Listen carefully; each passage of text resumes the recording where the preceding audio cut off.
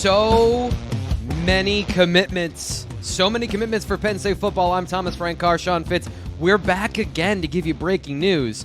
So Fitz, 3 in a row now for Penn State football. What's going on? 3 in 3 days coming out of the whiteout. We told you last week the whiteout does not always be fruitful in terms of providing commitments. So this one's a little bit different. Of course, DJ McClary on Sunday, Tyke Hayes on Monday, and on Tuesday morning, Brady O Hara, North Catholic from the Pittsburgh area, Cranberry Township, tight end athlete. We're calling him an athlete. He's a big kid. He can move, 6'6", 240, plays tight end at the high school level, plays defensive end at the high school level, 4-star prospect by the On3 industry rankings, number 305 overall, number 16 tight end, number 8 in Pennsylvania. We have him at On3 as a 3-star tight end, number 26 nationally, number 12 in Pennsylvania. So there's a guy Penn State has targeted for a long time, a guy that really seemed like he would end up at Penn State pretty much since that offer came through. So he was back on campus this weekend, wanted to take his time, but sometimes it's just too much. And for a guy like that you look back and say, yeah, he pretty much was always coming here. Now he's across the line. Yeah, and it's one of those, if you're making your declaration Tuesday morning on the 26th of September with no fanfare, you're pretty much like, that's a locked-in commitment for the Nittany Lions. So the recruiting journey, as you just mentioned here, pretty straightforward for Brady O Hara. The Pittsburgh, once again, Penn State going strong into the western part of Pennsylvania in this class. Any insights into just luck of the draw in terms of talent in the area, or is there a strategy of being strong in Pittsburgh and Philly and, renewing efforts in those areas? I think it's more just the Western Pennsylvania pull for Penn State. Penn State looks really good right now. Pitt does not look like that. It is on that level right now. So there's a big difference in terms of perspective from these players in 2024, 2025, 2026. I think Quentin Martin coming to Penn State opened some eyes. Anthony Speck out there. Pete Gonzalez, of course, in the 2024 class as well. And then you keep rolling. And there's a lot of guys, just from talking to people, there's a lot of guys in Western Pennsylvania with scholarship offers from Penn State that are really contemplating joining Penn State.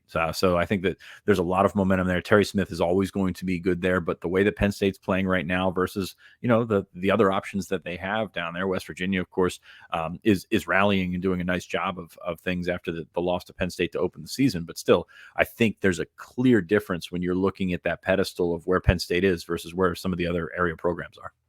Yeah, and this is something, by the way, that if you subscribe to BlueWhiteIllustrated.com, you would have known this was coming. Maybe not exactly this, but Fitz did a great job of giving some tea leaves about what he knew about the situation yesterday. That is on Monday, if you're watching this, on Tuesday. So sign up right now, BlueWhiteIllustrated.com, so you can get that insider information. You can be ahead of the curve when it comes to Penn State recruiting, Penn State football, all that great stuff. And if you're watching here and you're enjoying the video, you're celebrating in the whiteout afterglow, please subscribe to the Blue White Illustrated YouTube channel as well. We got a lot of great game week content we'll be bringing you all season long. So what do you think of Brady O Hara? I know you said jumbo athlete, 6'6". What are some of the things we need to know about him as the football player? Yeah, he can move. He plays kind of all over the place, hand in the dirt sometimes for North Catholic, but mostly in the slot, like as a receiver. But he is like legit 6'6", 240. He can run. He's got some long touchdowns this year for North Catholic. They just played Aliquippa, I think, 2 weeks ago. So you're looking at that level of competition, kind of the same as Tyke Hayes. But he can get around. He can move. I like his defensive stuff. Not so much that he projects as a defensive lineman at the next level, but I think he moves a little bit more naturally on the defensive side of the ball, which you probably have to think a little bit less and just react, and that's a good sign for him. The thing about Brady O Hara is we've been talking about it for a long time at Blue White Illustrated. Is he a tight end that fits in Penn State's tight end room? I don't know, but that's a really high bar, and that's not really a slight on O'Hara. It's kind of the reality of the situation on where Penn State is. Penn State had another great group of tight ends, 2025 and 2026 in for the whiteout, and they just kind of stand out athletically. O'Hara maybe a step behind that athletically, but like he's a really, really good football player. So the question has popped up, where does he end up long term? And very interesting because I think we do this every cycle. We find a tight end and we say, oh, that guy's going to, he's going to be an offensive tackle. Penn State hasn't moved a scholarship tight end to offensive tackle since Gary Gilliam. But that was very quick math on my part this morning. I know Albert Hall did it. He's a walk-on, but yeah, it's been a situation where that doesn't happen as often as we like to tell ourselves it happens. But I definitely could see this one going that way. And kind of like with Mega Barnwell last year, and I think O'Hara's a superior prospect to Barnwell. But this is a guy that I think can do that. He does block. He blocks well for a high school tight end, which is kind of a backhanded compliment to high school tight ends because not many of them block very well, but he does a nice job of that. He's got good, good solid length at that size, and he's going to continue to put on weight, I think. And would not be shocked if this is a guy that ends up as an offensive tackle at the next level. And I think that's a great illustration of, you look at the rankings for Brady O Hara, especially for On3, and we've talked time and time again. I hope fans that watch this channel understand the nuances here of Charles Power and the ranking system for On3 is, if there's some position ambiguity, if there's a lack of athleticism at the prescribed position, they're not going to project unless it's a known thing that he's definitely moving to tackle. So another opportunity for Penn State in the class of 2025 to get some hidden talent and to find a really good football player, another jumbo athlete Fitz. They've been going after a lot of these jumbo athletes, whether it's Caleb Brewer in the class of 2024, where he plays tight end, but he's definitely going to be an offensive lineman at the next level. Seems like they're adding more of these guys that have the athleticism but aren't the obvious projection to their current position in high school. How do you see that going for the Nittany Lions and adding some of these guys that have maybe not position versatility, but athletic versatility? Yeah, I think athletic versatility is a good way to put it. And I think he's a very different prospect than Brewer, who is, it has to be said, he's a wing T tight end. So he's essentially a sixth offensive lineman. I think he's playing offensive line this year. So you've got an opportunity for him to grow as an offensive lineman, whereas maybe O'Hara comes in, and I don't know off the top of my head if he's a January kid or not. I would imagine probably that's in the cards. But do you let him play tight end right away to see how he fits in, to see how he can catch up with that? But the thing here is, okay, so I'm sitting there in the tunnel on Saturday. I told the story on the board. I'm sitting there in the tunnel, and the recruits are there, and they're telling them where to go and all this kind of stuff. And they start walking out to the field, and, they're high school kids, they're high school recruits, and they're, big fish in their respective ponds. And then Penn State's tight ends walk out. Theo Johnson walks out. Tyler Warren walks out. That whole group walks out, and they just tower over everyone. There's a difference in terms of size. Like, you can tell there's a difference in terms of size. And Brady O'Hara has that size. He's a legitimate 6'6". He's got athleticism to go with it. Not sure that he's on the athletic level of a Tyler Warren or any of those guys in that room, but still, like, that size is there. Penn State has gotten bigger. Like, I know it's been like an easy talking point with defensive tackle, but you look at the evolution of this team over the last 5 years on the offensive line, on the defensive line, at positions like tight end.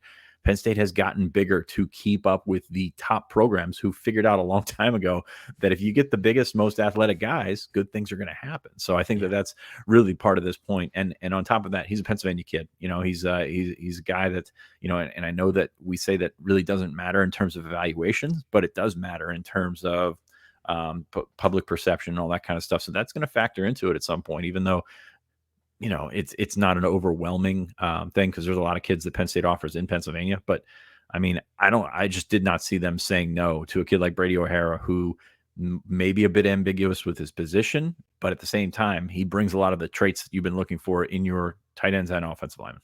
Yeah, absolutely. If there's the one thing I noticed on film, a little bit stiff, but even guys like Olufashinu that talked about that, of them being a little bit stiff. And Chuck Losey mentioned that, of even some of the best players have some of those characteristics coming out of high school. And if you've got a guy that's 240 right now, and let's say you want to have a different style of tight end in your Penn State, you want to have a 265-pound, like, true inline, old school Y blocking tight end, Brady O'Hara can bring that to you. If you want to add 20 more pounds, suddenly he's an offensive lineman. Oh darn, he's 6'6" and has great movement skills. So with these jumbo athletes, I think it's a slam dunk if you feel like they can fit within your culture and within the system. And as James Franklin said, their genetics will dictate, once they get in the weight program, what position they play. So Penn State picking up another one of those players with Brady O Hara out of North Catholic. Anything to wrap us up here, Fitz, as we look ahead to the next thing on the schedule? A lot of guys make sense, is what you and Ryan have said. Do you have a peep into the future?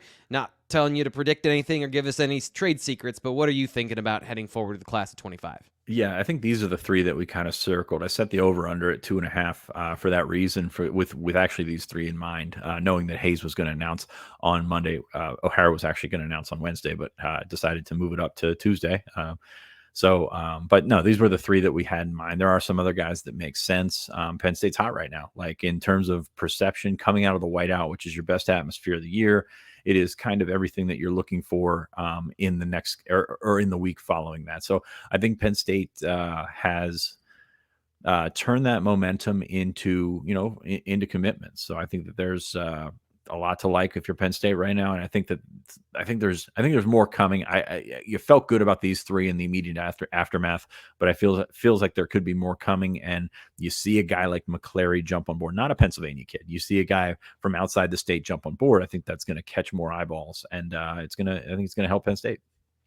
So we'll keep a track of all of that stuff at BlueWhiteIllustrated.com. Once again, sign up for all the inside information, the inside access at the site. But of course, if you're enjoying the video here and you just like the celebration of us talking about it. Yeah, you just like us. Yeah, subscribe here to the YouTube channel. We'll keep pumping out videos and telling you all the things going on with Penn State football here on our YouTube channel. Got a great week of content coming up, and make sure you subscribe to get all of that. I'm Thomas Rankar. He is Sean Fitz. This is Blue White Illustrated's breaking news on our YouTube channel.